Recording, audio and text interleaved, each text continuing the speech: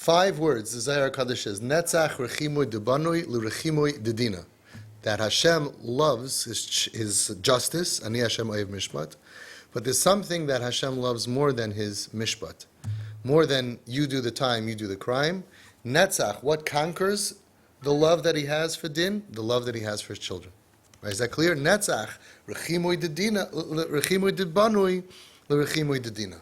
The love that Hashem has for his children conquers the love that he has for justice. And there's another 7 words, Zohar Kadosh, which is amazing. Shivcha da'asa me'asar rechika. The praise that comes from far away. Kriva yatir is more precious. Lagabe malka, for the king.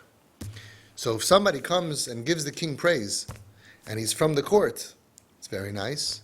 But somebody from far away, somebody that had a big war with the king, and even he comes and he gives praise to the king, that's very precious. Shivcha da'asa ma'asar rechika.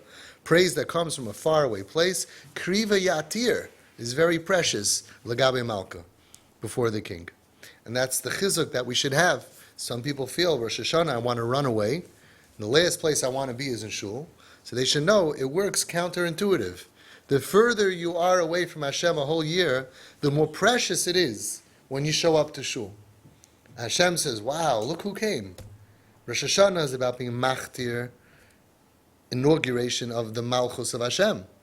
And when you come, and Hashem says, whoa, we're in a war already for many months. He has tinnitus on me, he's in pain, she's upset at me, and we're like at odds. She's not on the Me'atzes Gedolei HaTorah, she's from far away. And she came, look, she came for Tekiyah Shofar, she came for Musaf, she came to Daven. Wow, so look how beautiful the religion is. It's the exact opposite of what many people think. Many people picture Hashem as angry and mean, and if you're not as holy as Reb Chaim Kanievsky, there's no place for you, and if you sin, Hashem doesn't understand you, doesn't want you, and that's it. And really, says the Nesivas Shalom, brings these 2 Zohar HaKadosh, it's a Zohar, that it shows you the opposite. The whole fundamental chinuch that we have in us is wrong. Avada, we have to not sin. But if we sin and we struggle and we're challenged, and then we show up for the inauguration of Hashem, Hashem says, wow, his tefillah is more precious to me. Even more precious than the ones who are close to me, because he came from far away, emotionally far away. Says the Nesivas Shalom, amazing, amazing example. There was once a guy, and they told him, you're the lucky soldier. You're going to go out 5 miles out of the city, and you're going to wait for the king to come. And you're going to be the first person on behalf of our city to greet the king. He goes outside, and he's waiting for the king. 12 o'clock, 1 o'clock, 2 o'clock, 3 o'clock. It's boiling hot. He's in his uniform. He's schmaltzing. He's dripping. He sees right next to him a little brook, a little stream. Gives a little feel. He says, wow, it's cool, refreshing water. He looks far away. He doesn't see any king. Right away, takes off all his clothing, jumps into the stream. He refreshes himself, and all of a sudden he hears, the king is there. The whole procession is there. The carriage stops by the stop sign or whatever sign that he put up for the welcome, and the king comes out, and all the king's horses and all the king's men are with him. And now this poor little soldier is in the brook, up with the water till here, and he's looking out, and he's like, what does he do? What would you do? He's thinking to himself, I'm embarrassed. What am I supposed to do? He's not wearing any clothing. I'm supposed to walk outside and go to the king? On the other hand, he says, how can I miss this opportunity? How can I miss the opportunity to give kavod to this king? My whole life I'm looking up to him. It's the greatest moment of my life. I should just take a deep breath and go underwater. I should swim away. I should miss this. I can't miss it. I don't care about my own self-respect. I don't care what I'm going to look like. I can't miss this. And he gets out in front of everybody, and he stands by the king, dripping wet, without any clothing. The king was a wise king, says the Nesivas Shalom.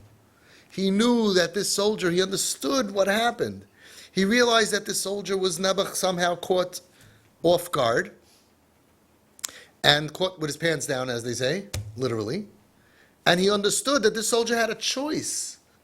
That the soldier would have said, could have said, I'm not going to embarrass myself. But he realized this soldier was willing to give up of his own dignity because that's how much he loves me and respects me.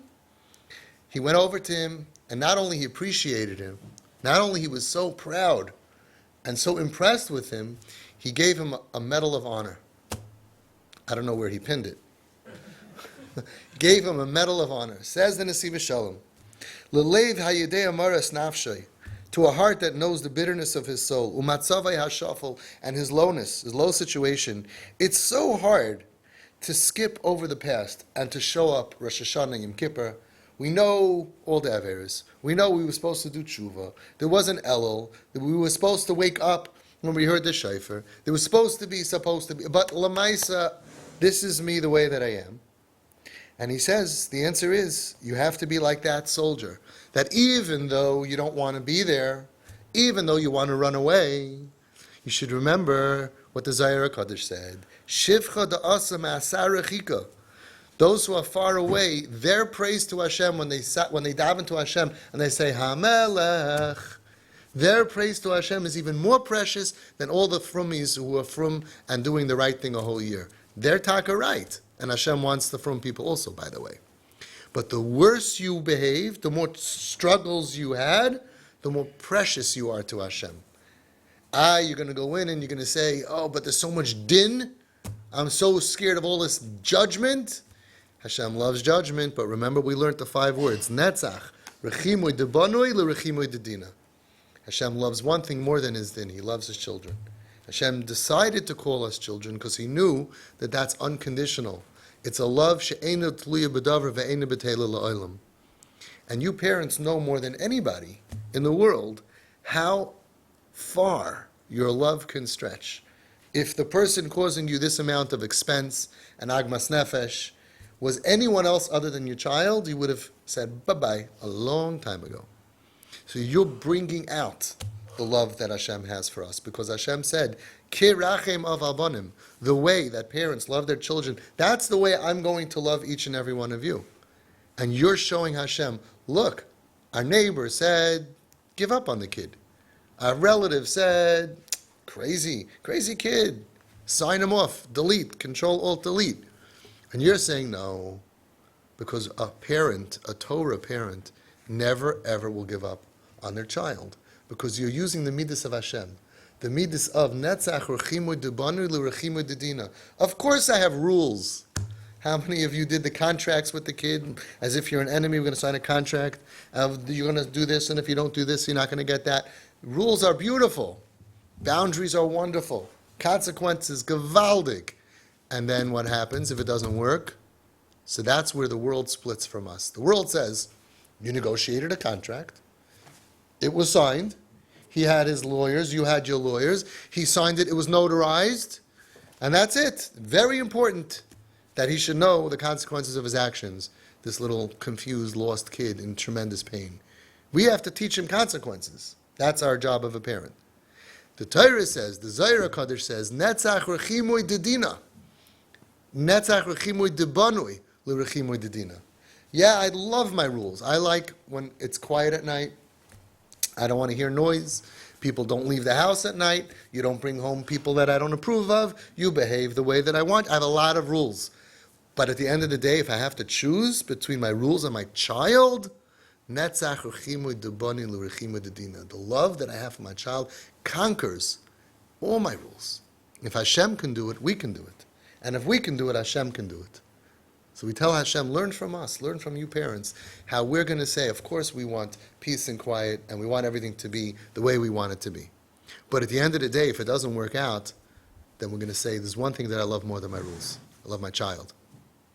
Kirachim of like you, albanim, kain tirachim Hashem aleinu. You're teaching Hashem. You're twisting Hashem's arm. That's what Reb Chaim Chernovitz said. Twisting Hashem's arm. He did it with his own son. He loved his son Kalman, who was Mechal Shabbos B'fer Hesia. And his Chassidim said, why? Why are you loving him? He said, because I want to twist Hashem's arm and say, Hashem, if I can do it, you can do it. Right, Hashem? I have something, Hashem, that you don't have. What do we have that Hashem doesn't have? Neighbors. Hashem has no neighbors. It's a big deal to love your kids. We have neighbors. Hashem doesn't have a shviger. Hashem doesn't have a shver giving advice, and brother-in-laws and sister-in-laws and everybody telling big deis what you should do, so you love your kids unconditionally. Big deal. We are loving our kids unconditionally, going in the street when they're not sanua, with their dogs and with everything, with all the tattoos and all the pain, right? And Hashem, we're allowed to do that. That was what Chaim Chernovitz said. That is the tefillah. Hashem, if we can do it, you can do it. Hakal v'chomer tilmad mimeni Rebbeinu Shalom. That's what he said. Learn from me, and you can do that. You're big shots. You walk in Rosh Hashanah, Yom Kippur, parents who are loving their kids, which are hard to love, you're walking in with power. You can be Mavatal Gzeiris. Because the Gzeiris have to make sense. And you tell Hashem, no. I have no defense, actually, Your Honor. I have no defense. I know that according to the world of din, of justice, makes a lot of sense. But you're a tati. You're a father. And a parent doesn't do that to the kid. Just to be mavatal the gzeiris by the power of showing Hashem, we were mavatal our gzeiris. We went out of our midos. We broke what all the therapists told us and advised us that we should throw the kid out of the house. He's not worth even somebody, a rabbinical person told one of the parents, don't daven for your kid. Not worth your tefillah. Talk about off the derech. We have rabbis at risk. Mamish off the derech. Never heard of such a thing. Throw the kid out and don't daven. Don't look back. What? He's a Russia? Little kid. You see the kid. He's a yummy, mushy, little sweet kid. Unbelievable. We have to show Hashem, look what we're doing in spite of the difficulty and the cost, and we're not letting go of our children. That's your tefillah when you go in Rosh Hashanah Yom Kippur to daven. And that's the message of Yantif. The message of Yantif is that we're not going to give up on our kids, and we're going to ask Hashem, don't give up on your kids. If we can do it, you can do it.